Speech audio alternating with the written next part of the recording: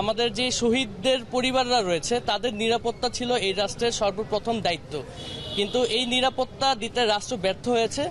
সেটাই আমরা প্রমাণ পেলাম শহীদ জসিম ভাইয়ের মেয়ে লামিয়ার যে ঘটনাটি ঘটেছে সেটির উপরে। আমরা এর সুষ্ঠু বিচার দাবি করছি এবং যত দ্রুত সম্ভব এই তদন্ত সম্পন্ন করে শহীদ জসিম ভাইয়ের মেয়ে লামিয়ার ধর্ষণ মামলার সাথে যারা জড়িত আছে তাদের সকলকে অবিলম্বে গ্রেফতার করার দাবি জানাচ্ছি। এতদিনে উচিত ছিল এই লামিয়ার যেই ধর্ষণের যেই কাণ্ডটি ঘটেছে এটা একটি সুষ্ঠু বিচার করার জন্য। এখন পর্যন্ত রাষ্ট্র সেই দৃশ্যমান কোনো বিচার আমাদেরকে দেখাতে পারেনি, যার ফল আজকে আমরা দেখতে পেরেছি লামিয়া আত্মহত্যা করেছে।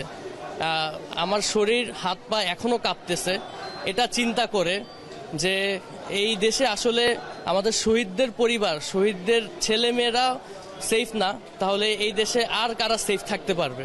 রাষ্ট্রে এটি সর্বোচ্চ গুরুত্ব দেওয়া উচিত ছিল।